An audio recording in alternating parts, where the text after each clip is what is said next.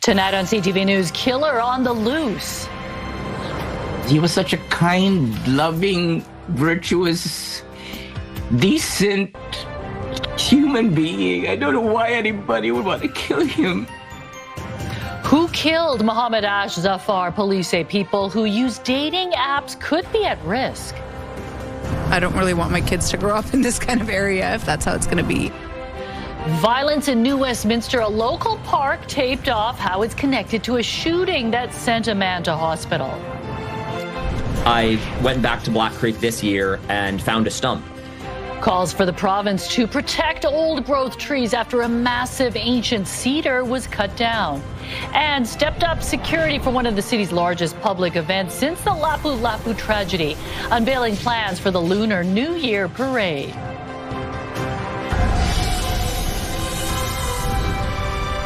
This is CTV News with me, Jung Lee. Good evening. Thanks for joining us. We begin with breaking news. Police have descended on an Abbotsford neighborhood after a deadly shooting in broad daylight. Our CTV crew has been on the scene all afternoon. Michelle Bernoro joins us live. Michelle, what can you tell us? Amy Jung, well, as you can see behind me, police are still on the scene tonight, collecting evidence in what they are calling a targeted killing.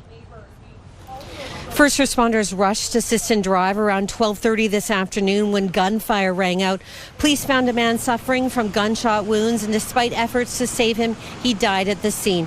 Abbotsford police say this is not an extortion case, but is related to the BC gang conflict, and the victim is well known to them. This level of violence today in any neighborhood is unacceptable. It can be extremely dangerous. To your point of schools close by in the area, places of worship, people walking down the sidewalk, that is a risk, that is a concern. But investigators say there is no ongoing risk to the public at this time. Anyone with video or information is asked to contact them. I did speak to one witness who said they heard crying and screaming after police arrived on scene, though they were not there at the time that the gunfire rang out.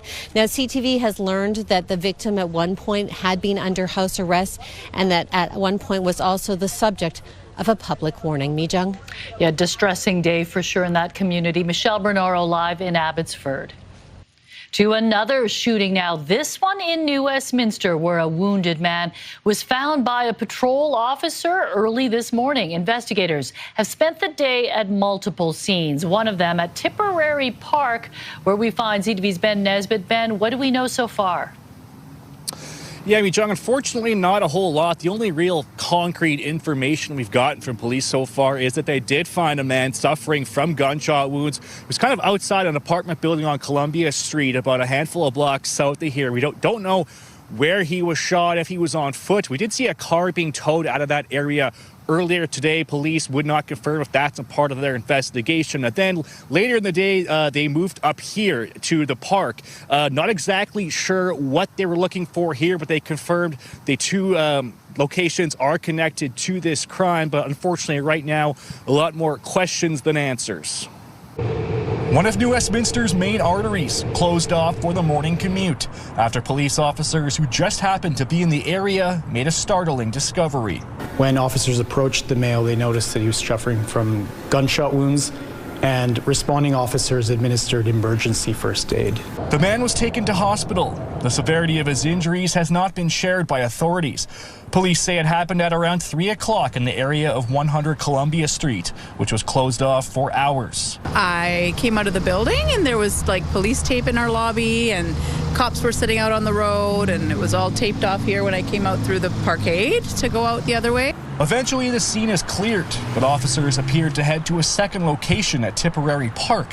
But what they were looking for or why they were there has not been disclosed. This is a dynamic investigation, and given we're in the early stages, we're working to determine exactly what those two locations mean and whether or not they're connected. No arrests have been made, and some who live in the area are concerned. It's definitely unsettling. I don't really want my kids to grow up in this kind of area if that's how it's going to be. Both scenes have now been cleared. There are no more police in the area. They're asking anyone who has any information about what happened or who has dash cam footage from the area around 3 a.m. This morning to contact them. Mi Jung. Thanks for this. Ben Nesbitt live in New Westminster. The friend of a Kamloops man who was found dead inside his home earlier this week says he is in disbelief and wants justice. As CTV's Isabella Zavarisi reports, it comes after Kamloops RCMP issued a warning of a possible threat to the public. Don Texan met Mohammed or Ash Zafar years ago when Zafar moved to Port Alberni for work. The two formed a close friendship. Zafar was at Texan's mom's bedside while she was dying. Him and my mom got along so well, right? And, sorry. I'm still in shock.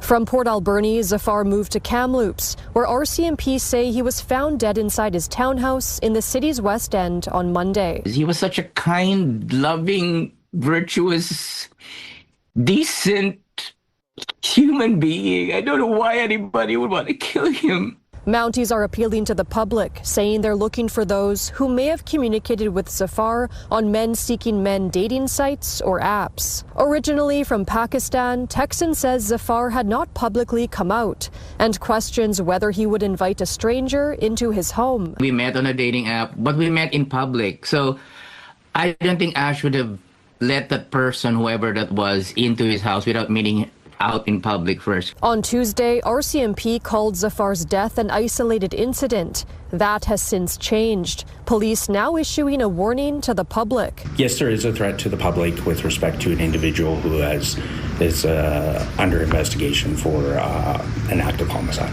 We have made recommendations and precautions to meeting online, and those are, share the plans with a trusted friend or family member, arrange a check-in before or after the meeting, and meet in public when possible. It's the first homicide of the year in Kamloops. Mounties haven't released details about a suspect and say they're still working on a timeline as to what led up to Zafar's death. Come forward if you know something, if you heard something, if you've seen something. Please, help get justice for my friend Ash, because he deserves it. A vigil to honor Zafar's life will be held January 23rd at a cafe in Port Alberni. Isabella Zavarisi, CTV News, Vancouver. The organizers of the Vancouver Chinatown Spring Festival say participants and spectators can expect increased security measures at this year's parade to celebrate the Lunar New Year. As CTV's Ben Milger reports, police say some of those enhancements will be visible while others will be behind the scenes and less obvious. One of the largest annual events in the city, organizers expect next month's Lunar New Year parade to draw huge crowds. Regardless whether it's a sunshine or snow, we have hundreds of thousands of participants come down to Chinatown. At an event to promote this year's parade to ring in the Year of the Horse, organizers said participants and spectators can expect to see extra security measures. We closely work with the City Hall and VPD to enhance all the necessary measurement for the security issue. Events across the city have increased security budgets since last year's deadly Lapu Lapu Day festival tragedy, when the driver of an SUV drove into a crowd, killing 11 and injuring scores of others. Vancouver police would not provide specifics on all of the security enhancements, but did say some will be visible to spectators, while others will be more clandestine and covert. We will have additional officers deployed for the event at traffic points. You'll see them in uniform. Some might not be in uniform. And we are hoping that it will be a safe event for spectators and families to come on down. To prevent unauthorized motorists from entering the parade route, anti-vehicle barriers like these will be positioned at key access points. Organizers will also have a control room to monitor live video feeds from the 1.3-kilometer parade route. It's all in an effort to provide a safe and secure environment for people to ring in the Year of the Horse.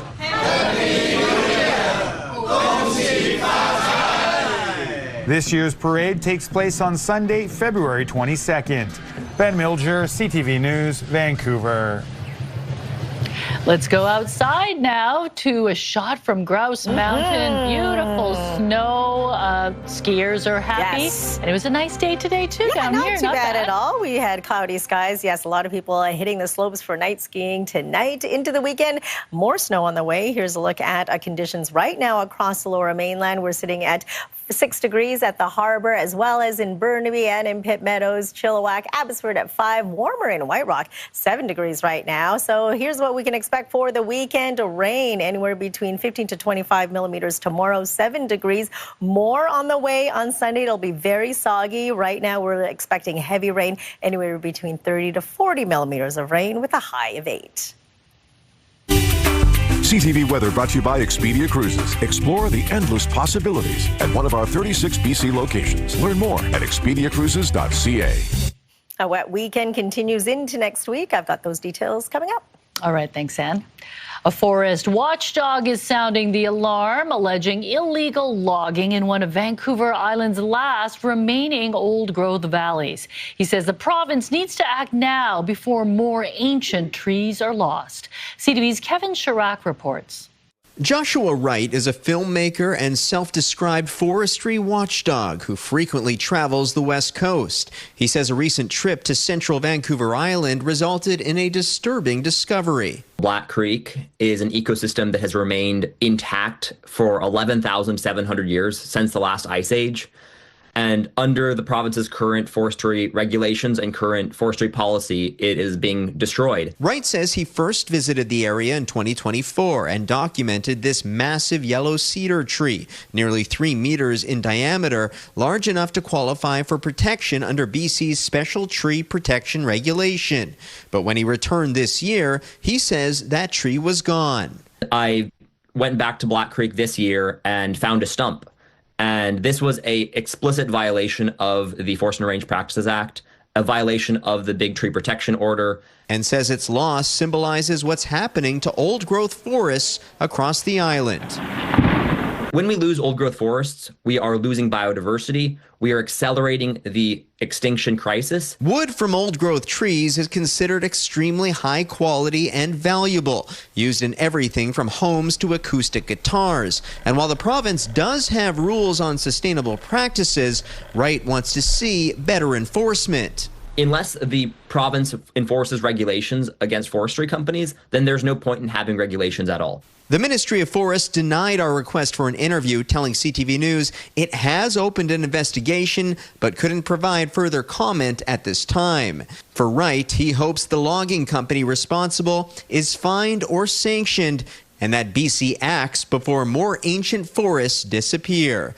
Kevin Chirac, CTV News. A 37-year-old Indigenous woman is still missing nearly 2 weeks after she was last seen in Maple Ridge. Mounties are now asking the public to help find Shannon Sams. She's described as having medium-length black hair, brown eyes, and a height of 4'11". Sams was last seen wearing a white shirt with a black jacket, baseball cap, and track pants on December 29th near Lougheed Highway and 216th Street. If you have information, contact Ridge Meadows RCMP. On Monday, the BC Supreme Court will hear a constitutional challenge brought by the mother of a BC woman who had to be transferred out of St. Paul's Hospital in order to obtain medical assistance in dying. The case could force the province to end its MAID exemption for faith-based institutions. CTV Shannon Patterson has the story. In April 2023, as Sam O'Neill's body was being ravaged by terminal cancer, the 34-year-old chose medical assistance in dying.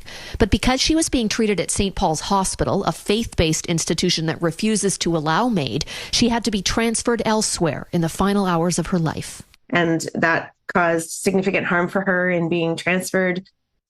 She had to be sedated to the point of unconsciousness, and then she couldn't be roused at the other end and missed that chance to say goodbye to her family. Sam's mother, Gay O'Neill, is now the lead plaintiff in a constitutional challenge that will be heard by a BC Supreme Court judge starting Monday. We, the plaintiffs, are challenging a number of violations of the Charter, first and foremost being the harm that Sam O'Neill and people like her suffer who are going through forced transfers from faith-based hospitals. Gay O'Neill will be the plaintiff's first witness. She's expected to describe her daughter's chaotic transfer out of St. Paul's and the impact of not being able to say goodbye. Her friends who were part of her end days are also going to be part of this case to say what they missed out on. In the aftermath of O'Neill's death, the province created a separate building on the St. Paul's Hospital site for patients undergoing MAID. The plaintiffs will argue that's not good enough. You know, we are arguing that ultimately institutions, buildings, don't have a freedom of religion right. Individual people do. At the heart of the case, the MAID exemption the BC government grants to faith-based institutions. Ultimately, the judge has to decide whether such an exemption from an overall obligation that institutions provide medically necessary care, whether that exemption can stand. The judge's decision will have implications nationwide. It's the Charter of Rights and Freedoms, which applies equally in every province across Canada. So whatever happens in this case in British Columbia will absolutely resonate across the country. Shannon Patterson, CTV News, Vancouver. The Delta Hospice Society has been granted intervener status in this case. It'll argue that many terminally ill patients wish to spend their days in places that do not introduce euthanasia, adding that a section of the charter requires that there be MAID-free palliative care spaces. New video of what happened moments before an ICE agent fatally shot a woman in Minnesota, also coming up. There's no question. Everyone that I know that owns a small business is suffering right now. Merchants fed up. A theft at a Gastown boutique caught on camera. What city crime stats show. When CTV News at 6 continues. Stay with us.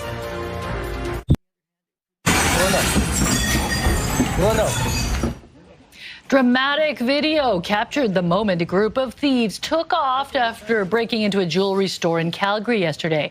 The group gets into a pickup truck, fleeing the scene, leaving glass shattered across the ground. Police say no one was hurt and the investigation is ongoing. Now to the frustration being felt by small business owners here in Vancouver, fed up with theft and vandalism downtown. One local store lost thousands of dollars worth of merchandise in seconds. They have added security, but the expenses keep adding up, and retailers say they can't keep paying for the cost of crime. Here's CTV's Dimitra Maragos. This wasn't the way one Yaletown small business wanted to start off 2026. They say thousands of dollars worth of goods were stolen from them in broad daylight. And they say this isn't the first time. In less than 10 seconds. Just walks in, bang, bang, out. Jason Overbo, the owner of Brooklyn Clothing in Yaletown, says around $3,000 worth of clothing was stolen earlier this week. I mean, it's tough. You can see here an employee chasing after the hooded individual, but no luck. But it's always gut-wrenching. You know, unfortunately, it's happened more than once. Overbo shared this video of another incident at his store. You can see an employee battling to get the item back. It just sucks for everybody. I mean, you feel bad for the employees, you feel bad for yourself. The most recent VPD stats show a nearly 40% decrease in theft under $5,000 in the downtown core. But Overbo says the numbers don't paint the full picture. There's no question. Everyone that I know that owns a small business is suffering right now. I don't know where or when the breaking point is going to be, but I think we've passed it. The BIA says it's hired private security for the area, but says it all just can't fall on small business owners. I think what we need is a response that includes both enforcement and support, but it also has to include accountability. In part, it's up to the community at large. It's really up to us putting political pressure on putting the resources in place for crime prevention, for addressing criminals, especially repeat offenders, with sentencing and catching them.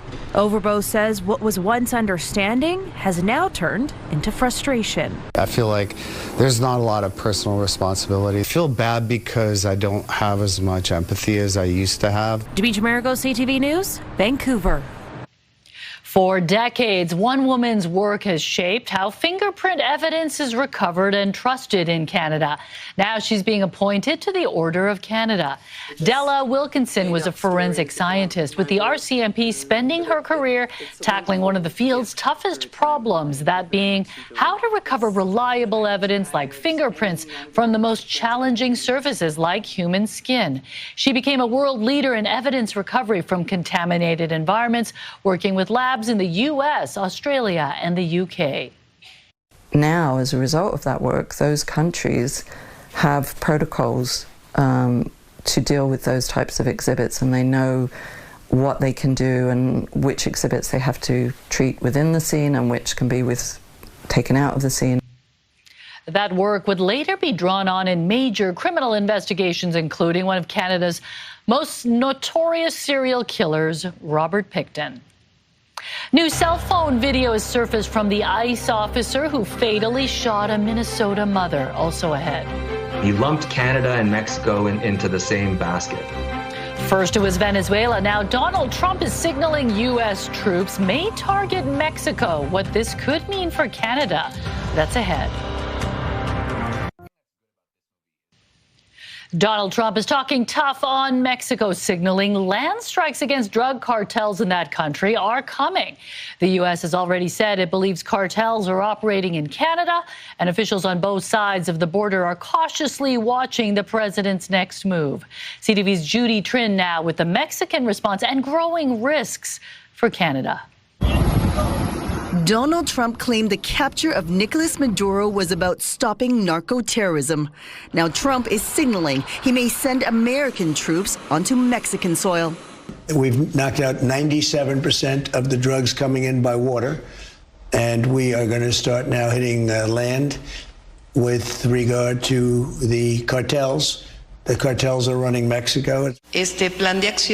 Mexico has previously turned down Trump's offer of military intervention, but is concerned Trump will act on his own like he did in Venezuela.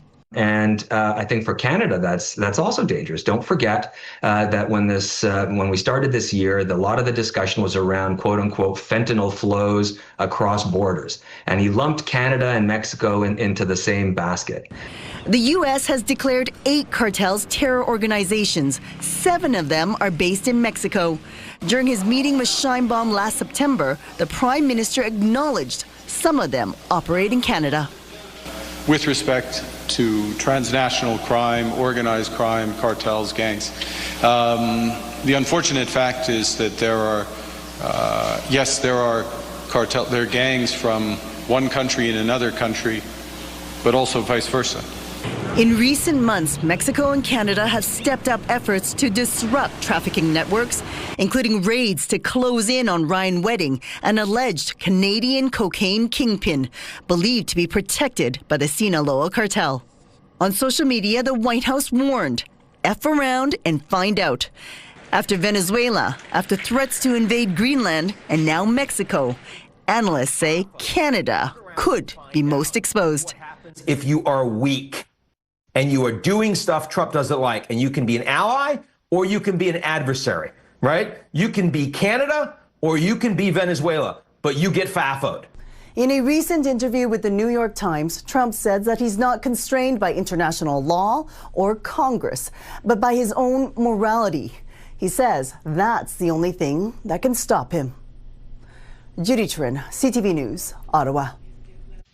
New video out of Minneapolis shows the moments before the deadly shooting of Renee Good from the perspective of the ICE agent who opened fire. A warning, the footage is disturbing.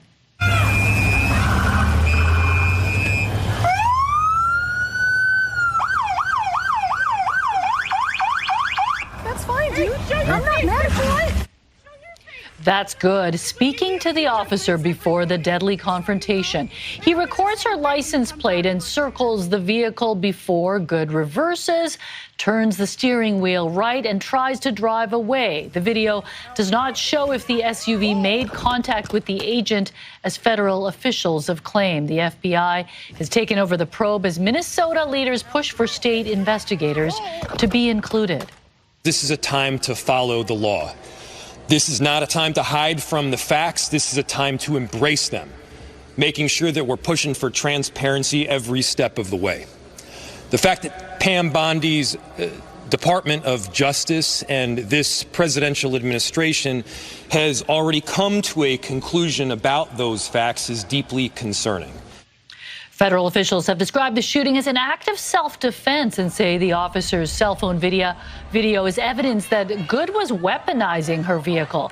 U.S. Vice President J.D. Vance claims the ICE agent who killed her will be protected by absolute immunity.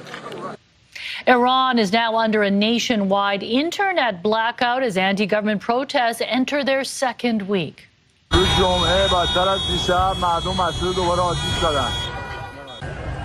Despite the shutdown, activists posted clips of demonstrations in Tehran, including protesters waving the lion and sun flag of Iran's former monarchy.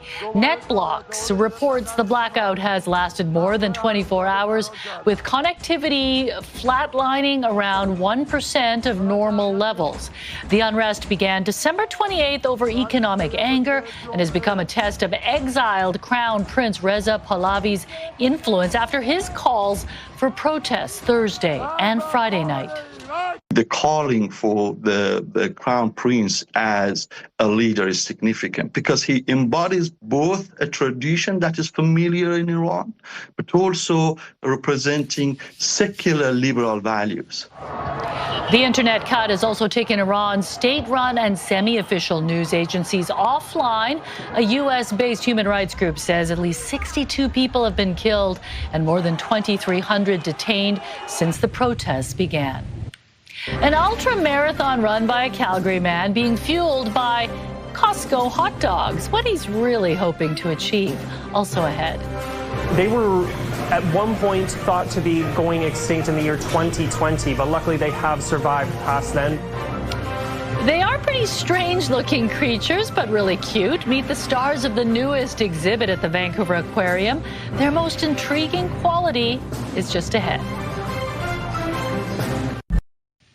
Last summer, we brought you the story of a Vancouver man who organized a marathon linking 5 Lower Mainland Costcos. Well, now a Calgary man is taking things several steps further, running an ultra marathon fueled by hot dogs. And as CTV's Tim Brooke explains, it wasn't just for bragging rights. This is Sean Walker, and this is his Instagram page. One video in particular might catch your attention. Can I run the Costco Ultra Marathon? Yes, the Costco Ultra Marathon.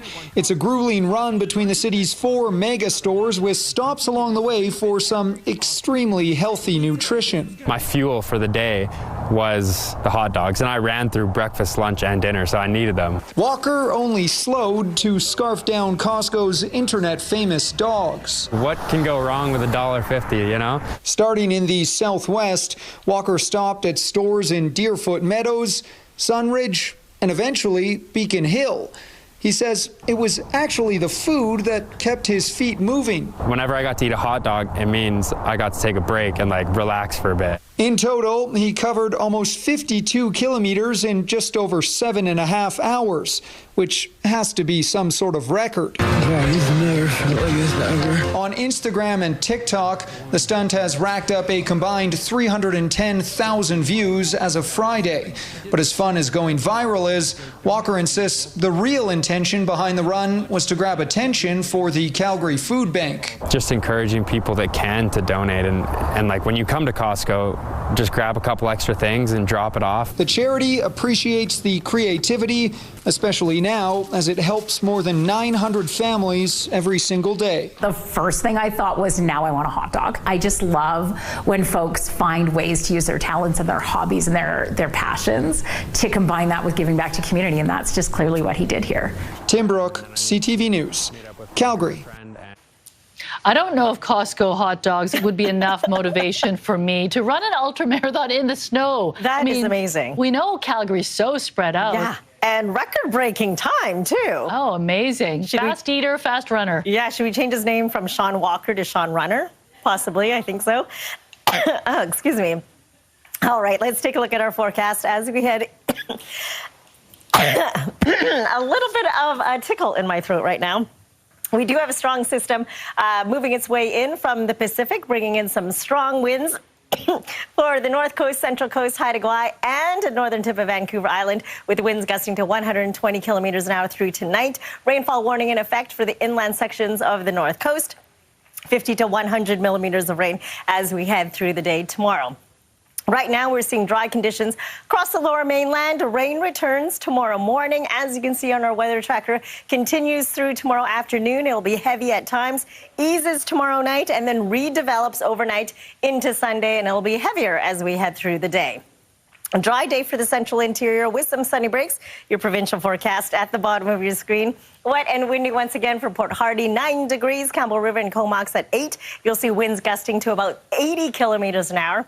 60 to 80 millimeters of rain expected for Tofino with a high of 10. It'll be soggy from Port Alberni right down to Nanaimo. Showers for the Southern Gulf Islands and Victoria. For the Sunshine Coast, we're looking at periods of rain. Same story up the Sea to Sky Highway for Squamish at 5. Whistler, some mixing. And for us across the lower mainland, periods of rain with temperatures between 7 and 9 degrees. And it'll continue to be wet, heavy at times on Sunday, possibly 40 millimeters of rain. It'll be soggy for Monday and Tuesday. Wednesday, we will see some showers, and then it clears up quite nicely for Thursday and Friday. Double-digit highs, though, for Monday, Tuesday, and Wednesday. CTV weather brought to you by Expedia Cruises for air, land, and sea vacations. So, yeah, keep your umbrellas handy because it is going to be a soaker and pretty soggy as we head into the weekend. At least it gets quite a bit warmer next week. Yeah, enjoy that, but it'll still be wet. Are you okay? Do you need water, Anne? I will go my to water cup. Now I made you cough again. I should just leave. The weekend is here. I can taste it. You survived. You made it. All right. Thanks, Anne. Well, we are getting a sneak peek at a new exhibit opening at the Vancouver Aquarium this weekend. The amazing axolotls will be a permanent exhibit celebrating the smiling salamanders with regenerative superpowers. Expect interactive displays, hands-on learning, and a look at their critically endangered habitat near Mexico City. Recent estimates suggest there are between 50 and 1,000 axolotls left in the wild. Anger over Elon Musk's AI chat box after sexually explicit deepfake images were circulated. What regulators are calling for also ahead. We heard a huge bang coming from downstairs. From shattering glass tables to investment scams involving deep fakes, the biggest consumer stories that CTV is shining a light on. That's coming up. Time now for tonight's Skywatch, a drone shot of downtown Vancouver with BC Place in the foreground on a cloudy day. CTV Skywatch is brought to you by Kermac Collision and Autoglass, the name you'll remember when it matters. Kermac cares for kids.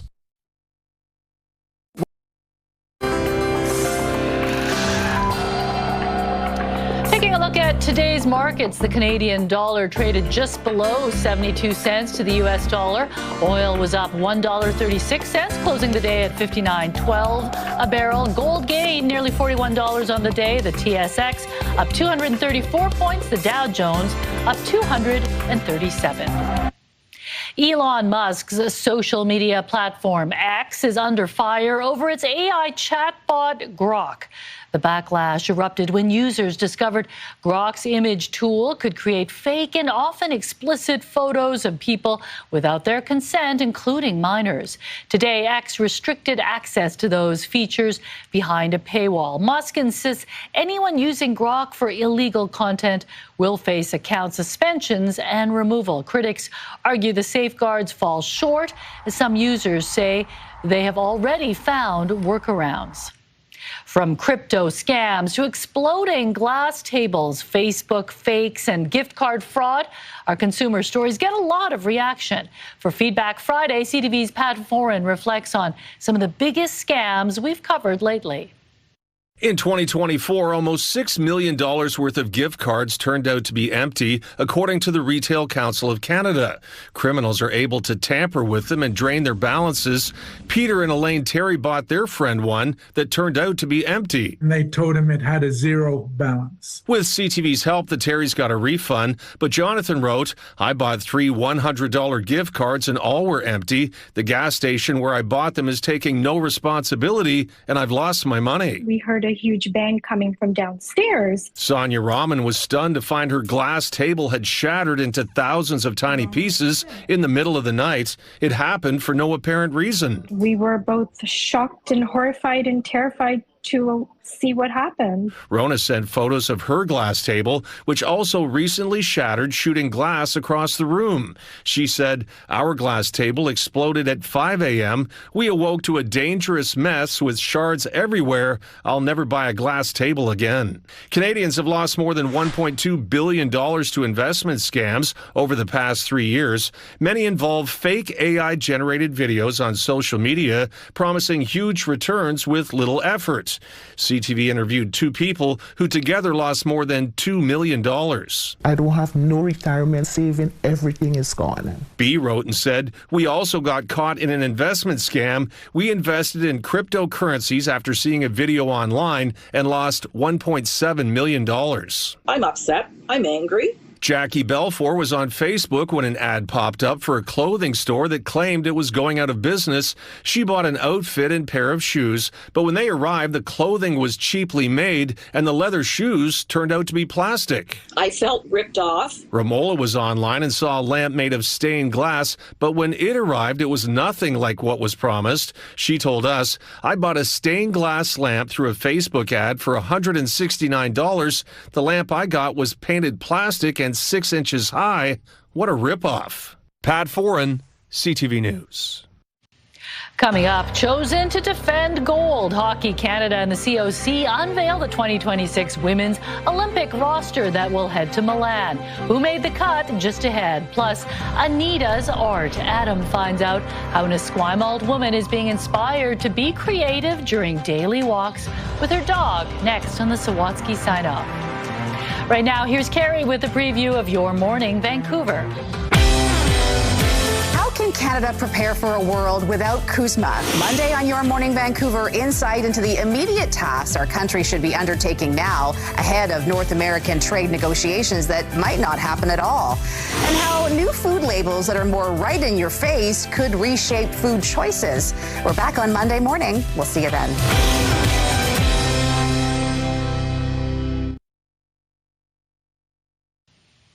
Hockey Canada has unveiled the players who will try to defend the women's hockey gold medal at next month's Winter Olympics. We're so proud of this team, and we cannot wait to cheer you on in Milan and witness more incredible moments. It's a star-studded group headed to Milan, led by Captain Marie-Philippe Poulin, Natalie Spooner, and Vancouver Golden Eyes forward Sarah Nurse. Nurse is one of 5 Golden Eyes players on the roster, including Surrey's Jen Gardner, who is the only BC-born player to get the call. Canada begins their gold medal quest against Finland on February the 5th. And 4-time Canadian ice dance champions Piper Gillis and Paul Poirier are gearing up for another Olympic Games with the top step on the podium as their goal. The pair have developed a close friendship with one another, being a partnership on the ice for 15 years. It's the 3rd trip to the Olympic Games for the pair, most recently finishing 7th at the 2022 Games in Beijing. And the Milan Cortina Games will mean even more for them after Gillis had surgery in 2023 following a diagnosis of stage 1 ovarian cancer. You really end up in our sport sharing a lot of your life with your partner just by virtue of going through the ups and downs of trying to be a world-class athlete together and really being vulnerable together all the time. Gillis and Poirier have earned silver in the last 2 World Figure Skating Championships and won the Skate Canada International in November. Yeah, that's one of my favorite events at the Olympics. Yeah, it's almost here.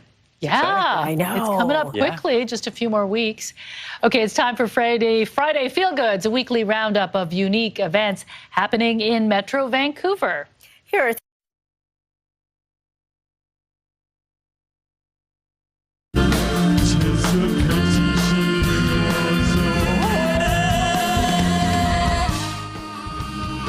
Vancouver's annual tribute to David Bowie returns to the Rickshaw Theatre this Saturday.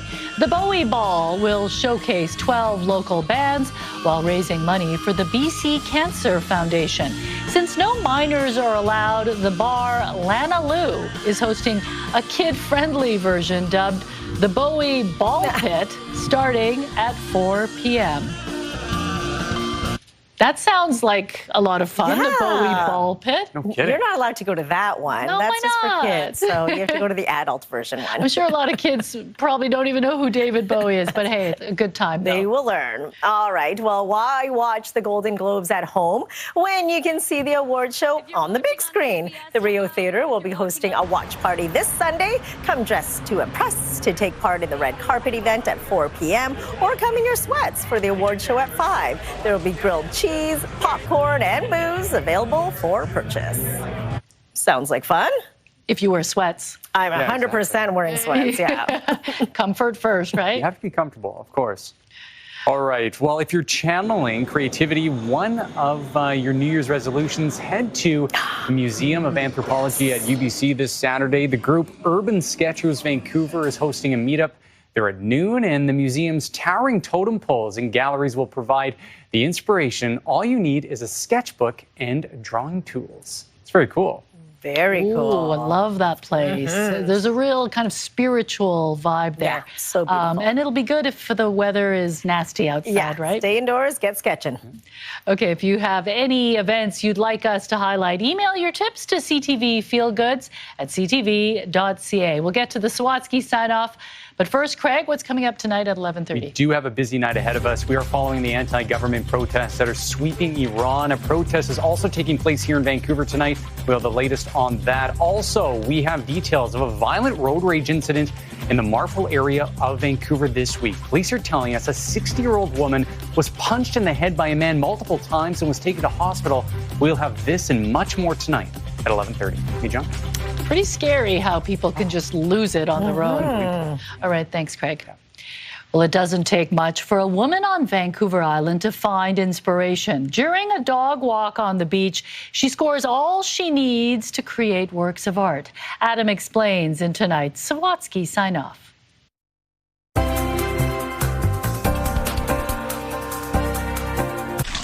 Before they embarked upon this beach, Anita Coleman dressed her dog in denim. Well, I sewed on the flames and the dragon. And molded his hair into a mohawk. So he looks like a tough little dude.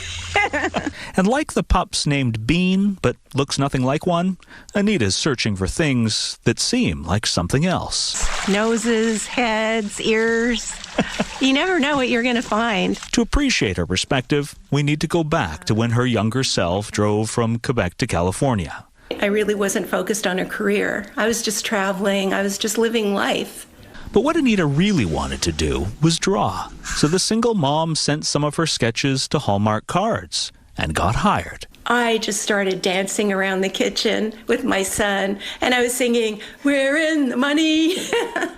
Anita spent the next 30 years illustrating countless thousands of humorous greeting cards. And she says, "Do I have something in my teeth?" Learning to be inspired by quietly observing even the most mundane of moments. Even if you're not feeling so great, you still have to produce.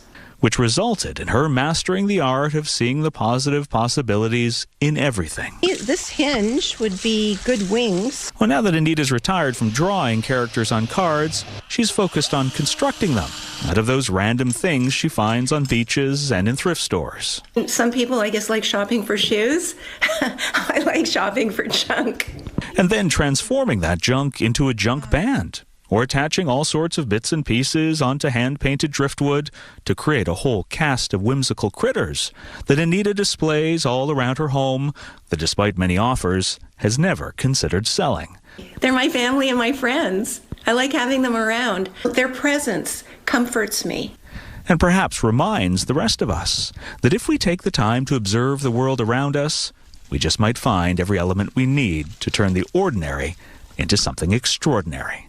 Adam Sawatsky, CTV News, Esquimalt.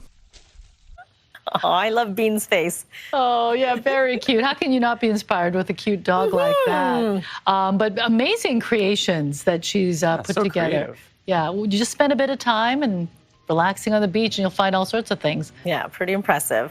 All right, let's take a look at our scenic snapshot for tonight. Cotton candy clouds above Kalamalica Lake. Thanks, Daisy, for sending this beautiful photo in. And we want to see your scenic snapshot as well, so email us at scenicsnapshot@ctv.ca. Beautiful part of the province, just north of the Okanagan.